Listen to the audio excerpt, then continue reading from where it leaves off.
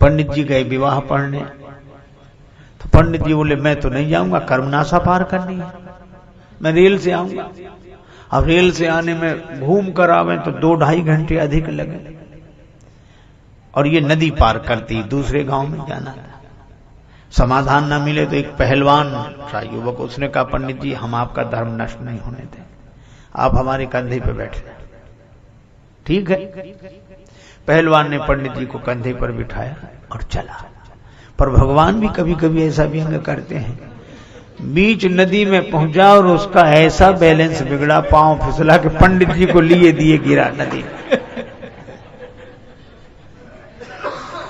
अब तो पंडित जी बड़े क्रोध में कांपे, मेरा धर्म नष्ट हो गया और काशी का वास इतने दिन किया और कर्मनाशा में तूने सारे पुण्य नष्ट करा दिए। अब सब लोग हाथ जोड़े और वो बहुत नाराज। एक सज्जन ने कहा कि पंडित जी पुण्य नष्ट अब नहीं हुए, पुण्य नष्ट तो तभी हो गए थे जब आप इसके कंधे पर बैठे। कैसे?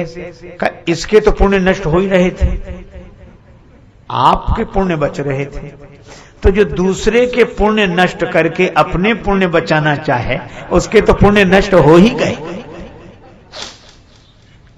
पंडित जी थोड़ा शांत हुए, लेकिन एक आदमी ने बड़ी अच्छी बात कही कि कर्मनाशा अपवित्र है। बिल्कुल शास्त्र कहते हैं, हम शास्त्रों की बात मानते हैं, लेकिन ये देखो कि यही नदी आगे जाकर गंगा जी में मिलती है। मैंने देखा कर्मनाशा गंगा जी में जाकर मिल जाती है, और कर्मनाशा में कोई पांव नहीं रखता धर्म की दृष्टि से, शास्त्र की दृष्टि से, लेकिन कर्मनाशा गंगा जी में मिल जाती है तो गंगा स्नान कौन बंद कर देगा? कर्मनाश जल सुरसरी परई, तेई को कहो शीस नहीं धरई। कर्मनाशा का जल गंगा जी में गिर जाए तो कौन शिरोधार्य नहीं करेगा?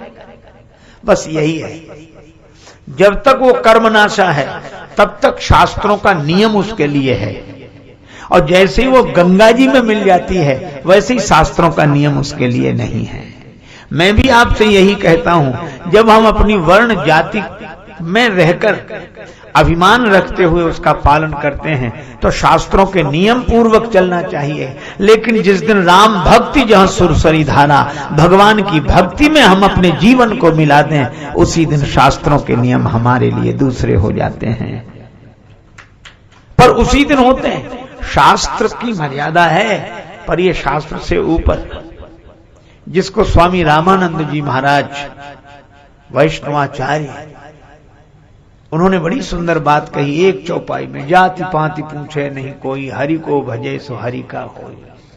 और उनका गोत्र अच्युत गोत्र, और कैसे कैसे संत बनाए गए। आप देखो रविदास जी को उन्होंने शिष्य बनाया, माता मीरा जिन्हें गुरु मानते हैं। क्यों? क्या शास्त्र मर्यादा का ध्यान उन्हें नहीं था? लेकिन शास्त्र मर्यादा से अधिक भी भगवान की भक्ति का भरोसा करते थे। पर आज तो विडंबना ये, मिलेंगे लोग पूछेंगे तेरा व्यवहार कितना है, मिलेंगे लोग पूछेंगे तेरा व्यवहार कितना है, मिलेंगे लोग पूछेंगे तेरा व्यापार कितना है, मगर ये कोई नहीं पूछता कि तेरा प्रभु से प्यार